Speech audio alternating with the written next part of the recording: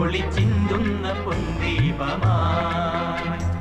അനിയത്തിപ്രാവിനു പ്രിയരിവർ നൽകും ചെറുതരി സുഖമുള്ള നോവ് അതിൽ തെരുതെര ചിരിയുടെ പുലരികൾ നീങ്ങും മണിമുറ്റമുള്ള